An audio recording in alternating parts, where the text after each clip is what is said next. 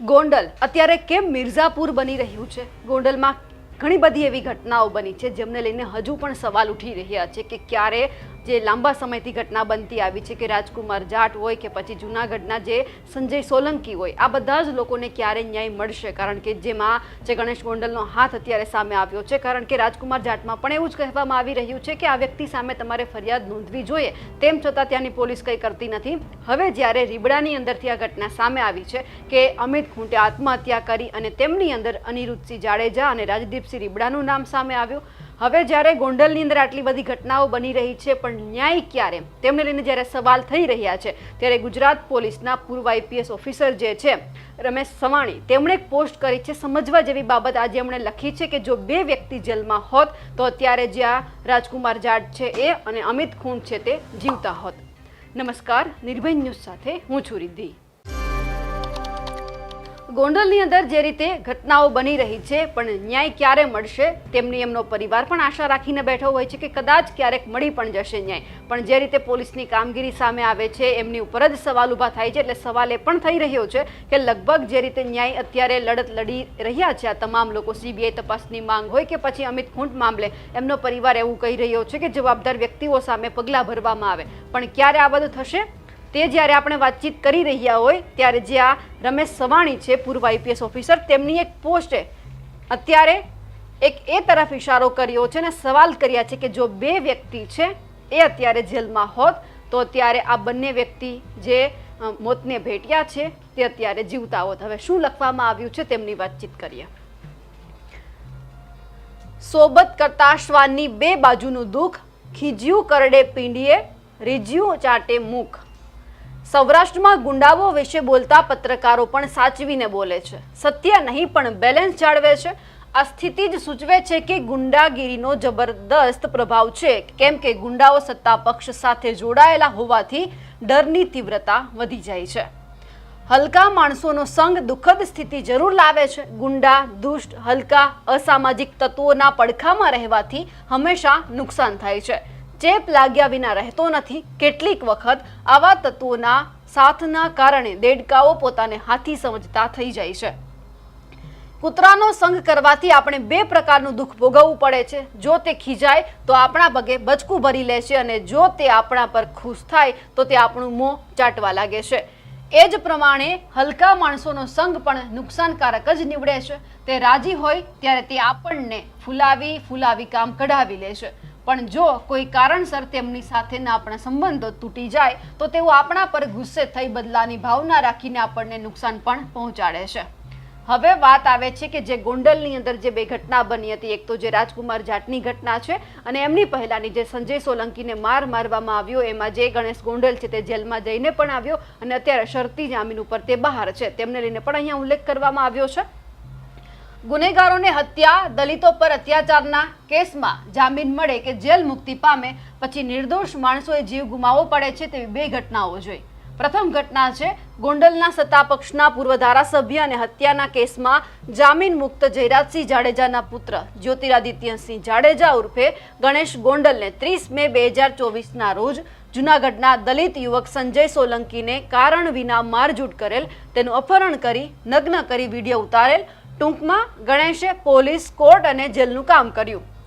સંજયને પકડ્યો, સાથે જ કેસ ચલાવી ચુકાદો આપ્યો અને સજા કરી. આ ગંભીર કેસમાં ગણેશ જેલમાં પુરાયો અને જામીન મુક્ત થતા મૂળ રાજસ્થાનના પણ ગોંડલમાં રહેતા અને યુપીએસસીની તૈયારી કરતા રાજકુમાર જાટ તથા તેમના પિતા રતનલાલ જાટને 2 માર્ચ 2025ના રોજ ગણેશ જાડેજાએ પોતાના બંગલામાં બોલાવી તેણે તથા તેમના 1 થી 10 માણસોએ મારઝૂડ કરી અને પછી રાજકુમાર જાટનું 3 માર્ચની રાતે વાહન અકસ્માતથી મોત થતા તેમની બોડીને અજાણ્યા વ્યક્તિ તરીકે હોસ્પિટલમાં સાચવી રાખેલ. શંકાસ્પદ બાબત એ છે કે વાહનની ટક્કરના કારણે શરીર પર 42 ઈજા શક્ય નથી. ગણેશ ગોંડલે તથા તેમના સાગરીતોએ પિતા પુત્રની મારઝૂડ શા માટે કરી? આ મુદ્દો કોઈ પત્રકારે ઉઠાવ્યો નહીં. તે મારઝૂડ અંગે રતિલાલ જાટની એફઆઈઆર 5 મે સુધી નોંધાઈ નથી. કહેવાનો અર્થ એ છે કે એટ્રોસિટી કેસમાં જો ગણેશ ગોંડલ જામીન મુક્ત થયો ન હોત તો આજે રાજકુમાર જાટ જીવતો હોત.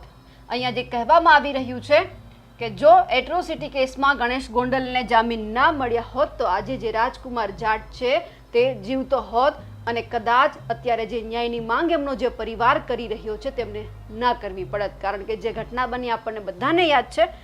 હજુ બીજા સવાલ છે. આ બાબતે સરકારે સત્તા પક્ષે વિક્ટીમ પરિવારને ન્યાય મળે તે માટે સંવેદનશીલતા બતાવી નથી. રાજસ્થાન વિધાનસભા સંસદમાં આ બાબતે રજૂઆત થઈ, પણ ગણેશ ગોંડલ સત્તા પક્ષના ધારાસભ્યના પુત્ર હોવાથી જ ગૃહમંત્રી અમિત શાહ સંવેદન બધિર બની જતા હશે. હવે બીજી ઘટના કે જે તાજેતરમાં બની છે તેમની વાતચીત સામે આવે છે. 3 મે 2025ના રોજ રાજકોટમાં 17 વર્ષની સગીરાએ ગોંડલના રીબડાના અમિત ખૂંટ નામના યુવાન સામે દુષ્કર્મની ફરિયાદ નોંધાવી. આ અમિત ખૂંટ જયરાજસિંહ તથા ગણેશ ગોંડલનો સાગરીત હતો. અમિત ખૂંટે ત્રીજા દિવસે 5 મે 2025ના રોજ રીબડા ગામમાં ગળાફાંસો ખાઈ આત્મહત્યા કરી લીધી. તેણે સુસાઇડ નોટમાં લખ્યું છે કે આત્મહત્યાનું કારણ રીબડાના અનિરુદ્ધસિંહ જાડેજા અને તેમના પુત્ર રાજદીપસિંહનો હાથ છે. રાજદીપસિંહ ત્રાસ આપતો, મારી સામે પૈસા આપી ખોટી ફરિયાદ કરાવી. આ અનિરુદ્ધસિંહને ધારાસભ્ય પોપટભાઈ સોરઠિયાની હત્યા માટે સુપ્રીમ કોર્ટે આજીવન કેદની સજા કરી હતી.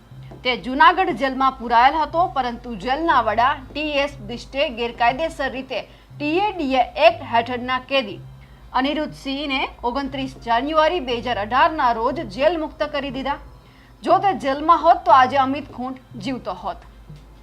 અહીંયા ફરી એ જ સવાલ કરાયો છે કે જો અનિરુદ્ધસિંહ જાડેજા છે, અનિરુદ્ધસિંહ રીબડા છે, તે જેલમાંથી બહાર ન આવ્યા હોત તો આજે જે અમિત ખૂંટ છે તે પણ જીવતો હોત. એટલે સવાલ અહીંયા ફરી એક વખત એ થઈ રહ્યો છે કે જે આવા વ્યક્તિઓની સામે ગુનો નોંધવામાં આવે છે, એમને ઘણી બધી રીતે જેલ મુક્ત કરવામાં આવે છે, શરતી જામીન આપવામાં આવે છે, પણ જો એમને જામીન ના મળ્યા હોય, જેલમાંથી મુક્ત ના થયા હોય તો કદાચ જે આ 2 વ્યક્તિ છે તેમના જીવ પણ બચી જાત. આ બાબતે સરકારે સત્તા પક્ષે વિક્ટીમ પરિવારને ન્યાય મળે તે માટે સંવેદનશીલતા બતાવી નથી. કોઈ કેદીને જેલ મુક્ત સરકાર કરી શકે, જેલના વડા નહીં. છતાં આ મુદ્દે ગુજરાત સરકાર જેલના વડા સામે કેમ કોઈ કાર્યવાહી કરતી નથી?